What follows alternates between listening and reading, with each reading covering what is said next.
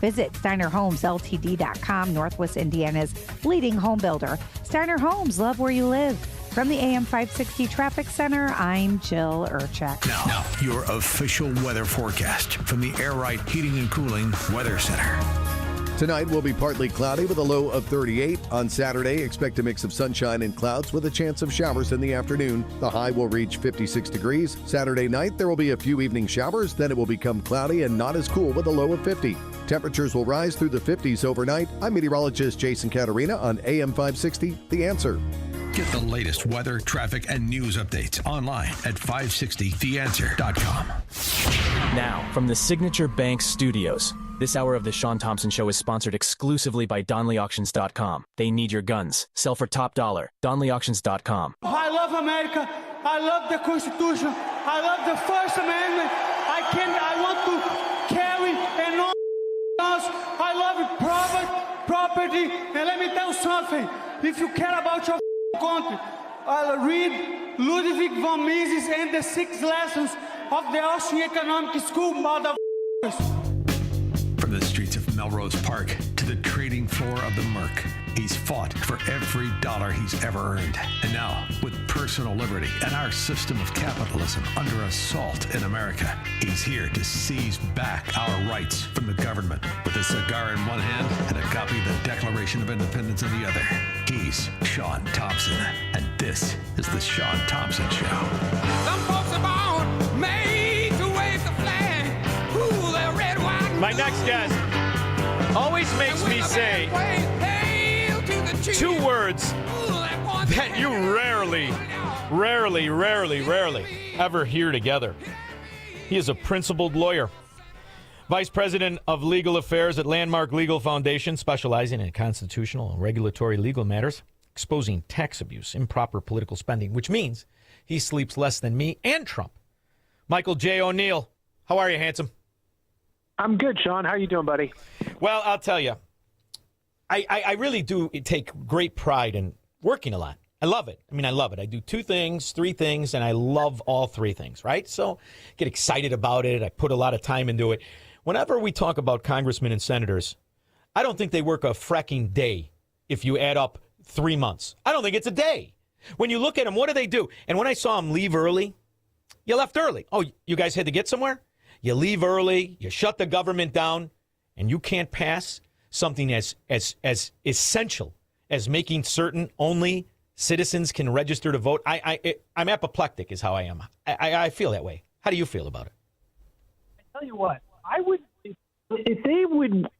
mind if they took vacations, frequent vacations, and adjourned and actually went into recess so they allowed the president to engage in it, to utilize his recess appointment power. That would be good.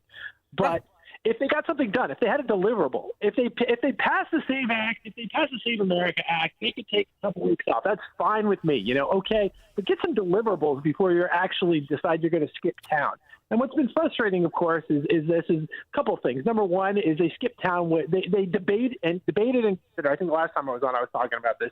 They debated and considered for a couple of weeks the Save America Act, this incredibly important piece of legislation that is necessary to secure our elections, that the overwhelming majority of the American people agree with, and yet there was no significant movement on it. And what do I mean by that? I mean that the leadership in the Senate, it got through the House of Representatives, so that was good, but in the Senate there was no movement. The leadership never invoked the talking filibuster, never actually held Democrats to account to hold the floor of the Senate and debate this. So there was no action on it, and they didn't nuke the filibuster, which they should do, or in lieu of nuking the filibuster, they should just engage in the talking filibuster, the traditional filibuster. So there was none of that. And then they skipped town. And on top of this, they've continued to hold pro forma sessions. This is kind of a new wrinkle. They've continued to hold pro forma sessions in the Senate. So Donald Trump hasn't even been able to utilize his recess appointment power. So he hasn't been able to even put in people who are ideologically aligned with Donald Trump, despite the fact that the Republicans are controlling the Senate. This is absurd, Shaun. Now, what do we have to go on going into the midterm elections? What has the United States Congress done to give affirmatively in the past year to give anybody a reason to vote for them? I ask you that. Well, this is what proves the allegations of what they used to call the deep state. Reagan didn't have a name for it, but these were the same scallywags. And when you look at this mannequin who should be selling suits at the Men's Warehouse, John Thune, you realize he worked for the turtle that beat Bugs Bunny, Mitch McConnell. That's all he's ever done. All he's ever done is political suck-on. Never worked. John Thune never worked. He loves the massive expansion of government. He loves the massive expansion of power. He not only has job security, he has an excuse to forever become worth tens of millions of dollars a year in campaign contributions and insider trading, because they don't fix that stuff either. In fact, they expand that stuff. So once again, we're being played, and it reminds me, it's similar of the Reagan years. It's just 10 times more obvious. See, the Reagan years, they hid the scallywags, right? The old man Bush could pretend to be, I'm not a CIA guy who loved Jimmy Carter. I'm his vice president. Now, I don't think you can hide. And that's what I see is happening. But there is a beautiful reality of what Trump's done without them. And that is to shut down the border the way in which it's never been shut down. Yeah.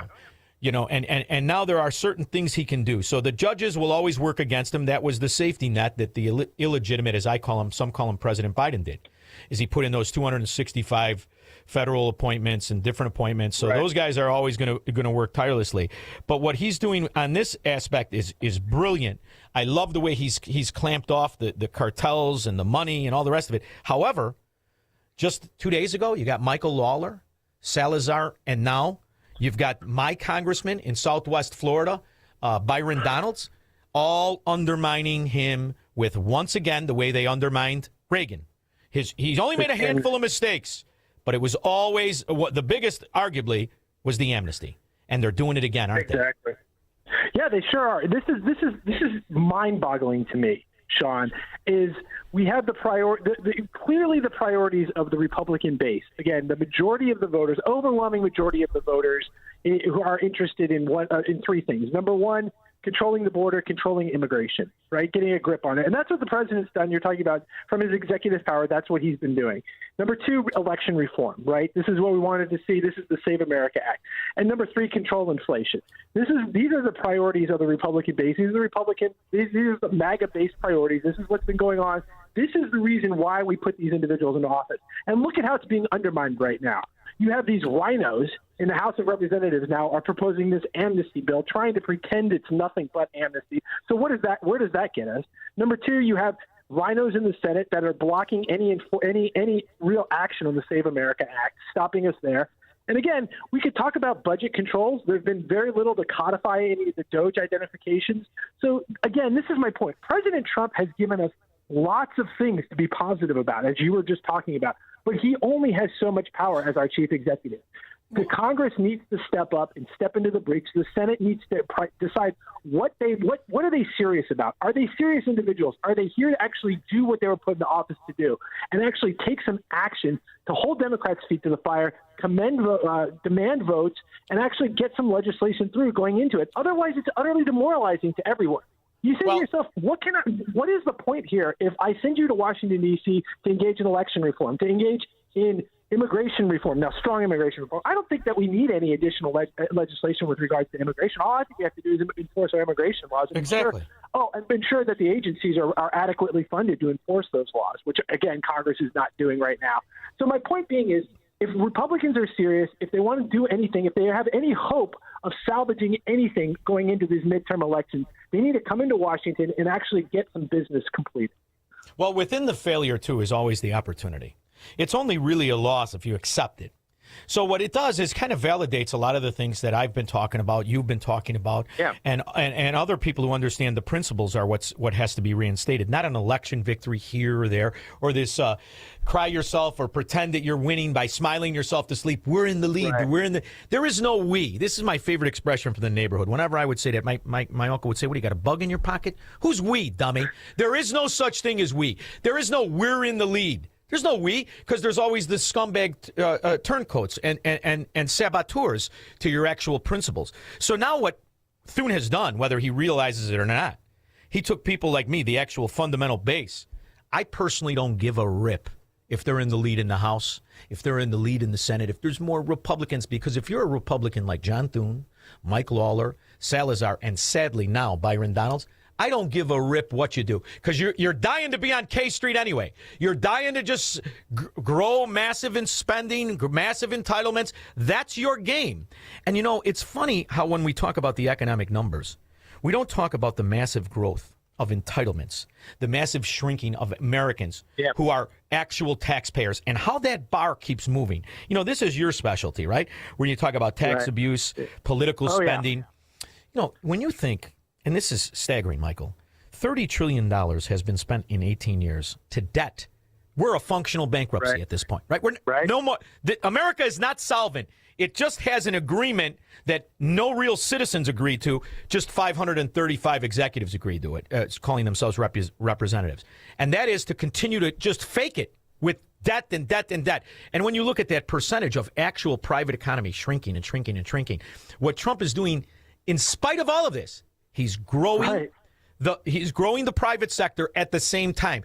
So I think now is the time for people like me who would normally say, okay, the midterms are coming, you got to hold the House.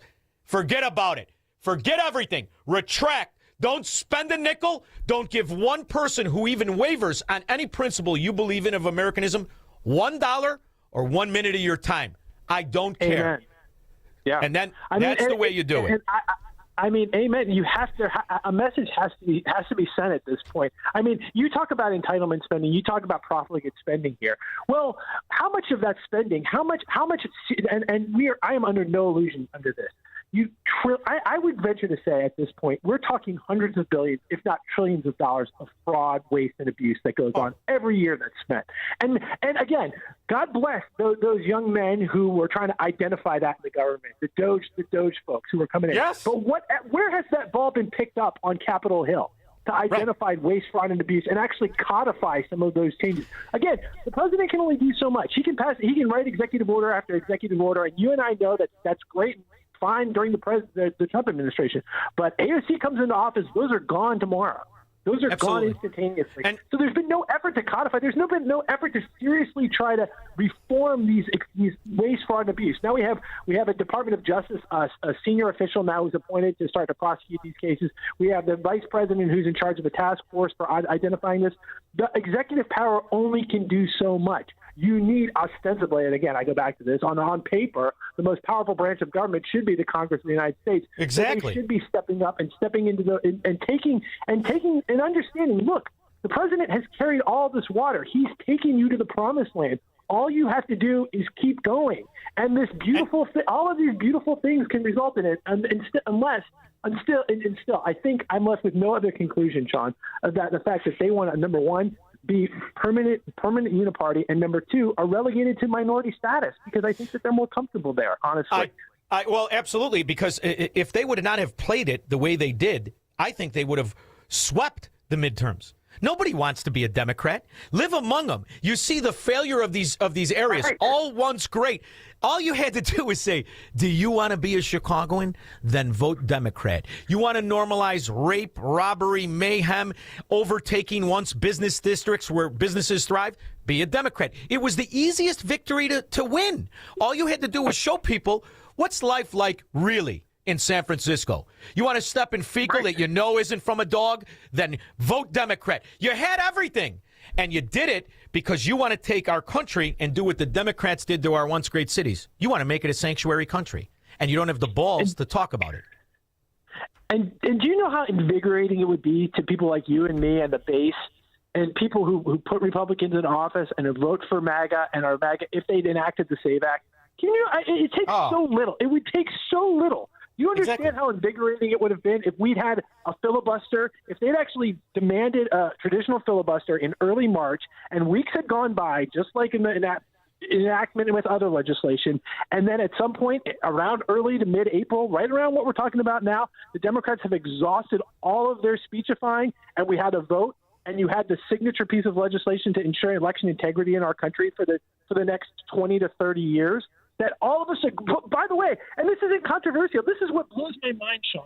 This is why I'm so incensed about it. This is not some controversial piece of legislation that we have to debate ad nauseum. This is so ridiculous. That 90% of us agree on, right? Well, so it's absolutely absurd that this hasn't gotten through. So I'm looking at 19 states give illegals driver's license, and they have for between 10 to 15 years. 19 states said, "You come on in, you illegal bastard. Tell me who you are. We don't have to prove it. Just tell me, and I'll give you the driver's license." Look at the insurance premiums. Look at the accidents. Look at the chaos. Whether you want to talk CDLs, that's an entirely different. Times all the problems among regular vehicles by 100 and the real death and mayhem, right? And all you have to do is say those 19 states are all like mine in Illinois, my old one, and they register you to vote. Now, there is no integrity in it. 17 of the 19 states are suing the Trump administration to not divulge the voter rolls. So this, you kill all these birds with one stone. Right. And John Thune, where's that moron from? Montana, Utah, one of the places where they got South Dakota. Where you got 2 million people in the state legally? You love the idea illegals are there because they're not going to your state. It's too fracking cold and there's no jobs for anybody. I'm telling you, this is a good thing, too, because now you have secession by foot. You don't like it? Instead of saying don't vote Democrat, don't live where they rule and get the good people out. This is the constitutional convention of the states, only it's going to happen with population, and it already is. These blue states, these blue areas, get the hell out of here because the people you have that say they're Republicans, they're not. They're John Thune. Amen. And again, just to go back to it, it would take so little. It would just take a modicum of leadership from our legislative branch here. And I'm still waiting on it. And again, I think it's imperative. The Senate is going to come back into full session. They're going to be back in Washington, D.C. in the coming days. And it's imperative that we continue to talk about this. This is why I'm doing this. We got to continue to talk about the Save America Act. It's not quite dead. It's almost that thing, not quite dead from Princess Bride. I'm not dead yet. So we're mostly slightly dead. Not completely dead. So let's keep talking about it. Maybe there's some hope here. Maybe there's some of this legislation can get through, or at least some piecemeal legislation can get through. National requirement, a law mandating identification when you vote in person. Is that too much to ask for? Simple stuff, right, Shaun? You think common sense would rule out here, but I guess that's too much to ask for. Well, you know what else fries me is when they say that the illegal aliens are taxpayers, and people do not understand under the system we have the bastardization in a progressive tax, how it strips away the intention of having an engaged citizens, because at a certain level of income, you get more in benefits than you ever make. And that's the problem, right? You manipulate taxes. So people are, hey, I'm working my ass off. I can't figure out how to make more. I make $60,000 a year. I'm not really a taxpayer. I get more in credits. I get more subsidies for Obamacare. What the hell do I care? And it worked perfectly. But the most diabolical, Michael, you'll love this. The most diabolical thing about our tax system, because I dove into it today. First of all, illegals, the last time they kept real records was before Barack Obama. One of the first things he did when he got in is he said to the CBO, that's enough of speculating and trying to figure out what illegals make. So right now they make between 26,000 and like 42. So the median is around 37, right? So they're far more beneficiaries of welfare and all kinds of things than they ever could be in tax paying. They can never be taxpayer. But when you look at the top, the 10%, 10% of Americans, right, pay 76% of all the taxes. Absolutely. That number to be a taxpayer of the 10% is $178,611. A senator makes $174,000. They're not even frickin' taxpayers, these rat bastards. They're good for nothing, too. That's why they're always on the side of the welfare roaches. What do you think? I think most of the folks who go up to Capitol Hill, this is a whole other one, make way too much money on the insider information that they get. I think a law should be passed. I think a law should be passed that any assets that you have when you come into Congress are placed in a blind trust, and that you're not able to utilize the inside information you get to become rich. You shouldn't come away from Washington, D.C. richer than when you go in. Michael, Ro Khanna, $170 million in 7 years. $170 million. Nancy Pelosi. I know. He should be doing that. Do the business channels. Tell everybody what you think, you rat bastard. You're going to lecture me on Epstein? I'll tell you what. It's just aggravating. That's why. Yeah. Exactly. Well, Landmark Legal is so huge to me. You have no idea. I got your number. Did Honey Bunny tell you? Yeah. Oh, no, I got that. I was getting all kinds of threats. I said, that's it. Now we go to Landmark Legal. You're going to be my attorney when we take on the world. Shaun and Mike versus the world with Landmark Legal Foundation. Now, do you write anything over there? Or I mean, I love the site, and we need to support Landmark Legal forever. But are you writing stuff about this? Briefs and all kinds of stuff. All kinds of stuff. Well, listen, tell everybody here how important they are. Thank you for always making time for me, Michael. I appreciate it. Will do, my friend. Take care. You have a great rest of your evening. You too. Have a great weekend. We'll be back with your calls and comments. What if everything you've been told about government, healthcare, poverty, energy, and even science is a carefully constructed lie? In Shaun Thompson's new book, What If It's All a Lie? Shaun Thompson dismantles the myths at the core of modern America. This is the book the ruling class doesn't want you to read and wants you